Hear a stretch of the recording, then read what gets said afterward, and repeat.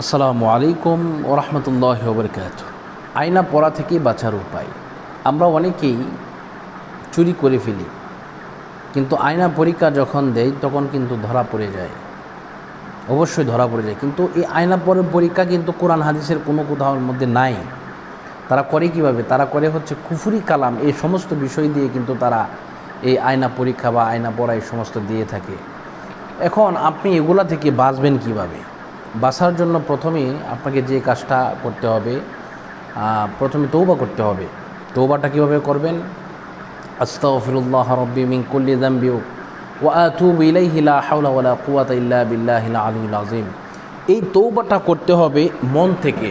আপনি যদি মন থেকে এই তওবাটা করেন তাহলে আল্লাহ পাক আপনাকে হয়তোবা ক্ষমা করবেন। আর যদি মন থেকে যদি আপনি এই তওবাটা না করেন তাহলে আপনি ক্ষমা পাবেন না। এজন্য আপনাকে মন থেকে তওবাটা করতে হবে।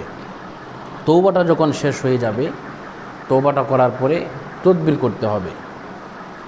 তদবির কি?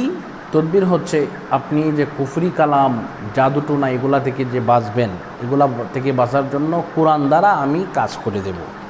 কোরআন দ্বারা আমি কাজ করে দেব। যদি আমার সাথে যোগাযোগ করতে চান, এই নম্বরে যোগাযোগ করবেন 01643063744।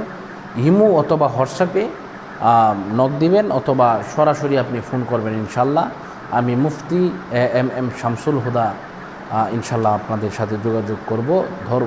এটা আমার নাম্বার, আমি এটা ধরবো ইনশাল্লাহ। তো বিষয়টা হচ্ছে আপনি এই সমস্ত আয়না পড়া বলেন, রুটি পড়া বলেন, চাল পড়া বলেন, বাটি চালান যা আছে এগুলো সব কিন্তু কুফরি কালাম দিয়ে করা হয়।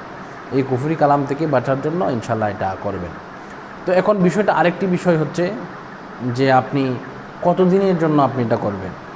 কুফরি কালাম যদি কেউ করে, এটা প্রায় আপনার 3 দিনের জন্য অনেকেই করে। আবার অনেকেই কি করে জানেন, 40 দিনের জন্য এই কুফরি কালামটা করা হয়। 3 দিন, আরেকটা হচ্ছে 7 দিন। 7 দিন এটা কিতাবে নাই কুফরি, এটা 3 দিন, আরেকটা হচ্ছে 40 দিন। এই দুইটা ক্যাটাগরিতেই তারা করে থাকে। এই 2 ক্যাটাগরি থেকে যদি আপনি বাঁচতে চান, অবশ্যই আপনাকে তদবির করাতে হবে। তদবির না করালে আপনি অবশ্যই বাঁচবেন না। এজন্য আপনারা তবে প্রমিস করতে হবে। এই তদবির করারও কাজ হবে না যদি প্রমিস না করেন যে যা করেছি, ভুল করেছি, এই জীবনে চুরি আর করবো না, এই সমস্ত কাজ আর করবো না। এই প্রমিসটা আপনাকে করতে হবে।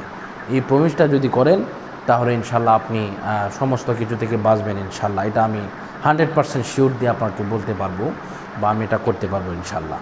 তো সকলের এই বিষয়টা মাথায় রাখতে হবে। আল্লাহ পাক আমাদের সকলকে সুন্দর রাখুন, সুস্থ রাখুন, সেই প্রত্যাশা করে আজকের মতো বিদায় নিচ্ছি। আসসালামু আলাইকুম ওয়া রাহমাতুল্লাহি ওয়া বারাকাতুহু।